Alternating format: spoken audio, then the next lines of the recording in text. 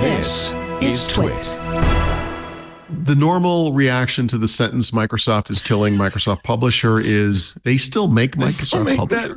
And not only that, they're not killing it now.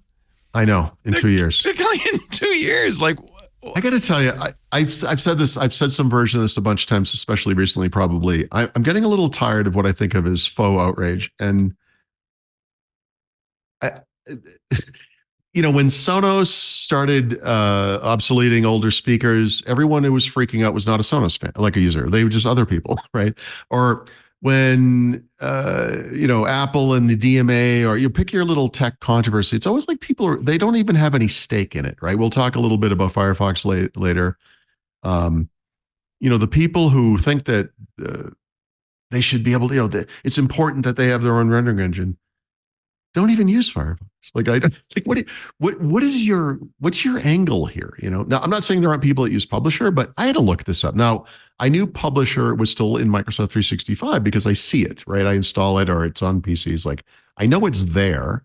I couldn't tell you the last time they updated this app. I was surprised to discover that this thing has been around since 1991. It's actually one of the oldest apps in what's now Microsoft 365. It's one of the oldest Microsoft Office apps, right? When this thing came out, the competition was Aldus PageMaker and Quark Express, right? It was InDesign didn't even exist. And back then, of course, a lot of the things we were using computers for would output on paper, right? Whether it was a document or even like a slide deck, you would print the thing out. Like, printing that thing out was like a big part of the experience. Like, paper really mattered. And I'm not a user, but the things I remember about this product is that when Microsoft had their internet explosion thing in the 90s, when they did, turned on a dime and everything was going to be internet, they went through a couple of different phases where maybe this app would be the thing that consumers will use to create web pages, right? Microsoft Word was one of those. And so too was Microsoft Publisher. I mean, think about it. You're publishing this thing that has kind of layouts and everything. Maybe this could be published into a web page. And I'm sure for some years, they probably had that in there.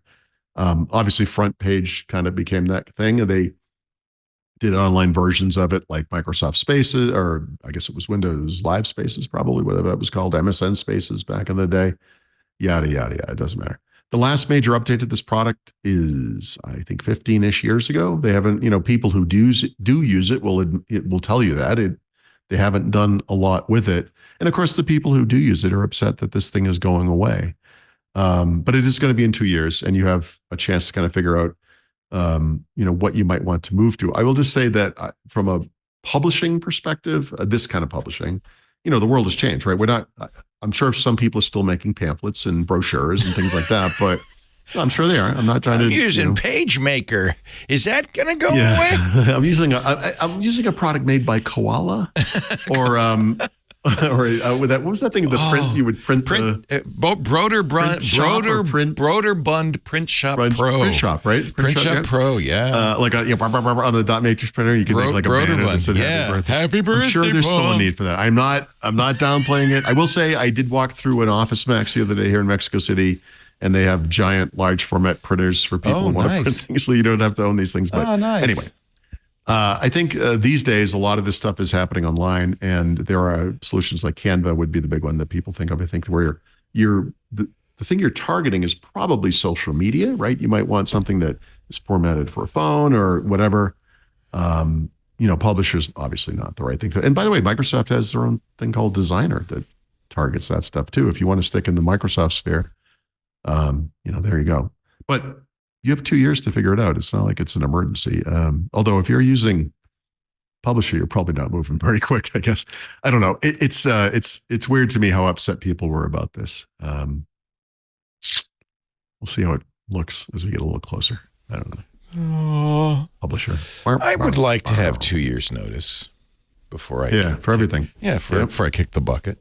Yeah, like Leo's you got 2 years. You might as well. You got a pancreatic thing happening, Leo, but you got a good 2 years to go. You'll be fine. Oh God, don't know. Actually, I take it back. I don't want to. You don't want to know that. I don't want to know what's happening? Oh, you're right. God, why did you tell me that? Why did you tell me that?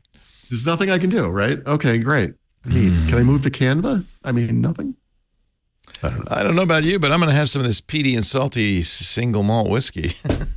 Peaty and salty. That is the wrong combination. It doesn't seem. Well, they're both savory. Peaty and salty. It's Japanese.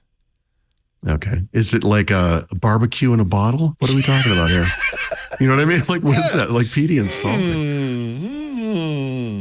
Yeah, delicious. All right, there's your exciting, thrilling, gripping Microsoft 365 issue. Hey, it's me, Leo Laporte. I hope you've enjoyed this little snippet from Windows Weekly. If you want to see more and want to catch the whole show, you can subscribe in your favorite podcast client or visit our website, twit.tv/WW. And of course, there's links right below me.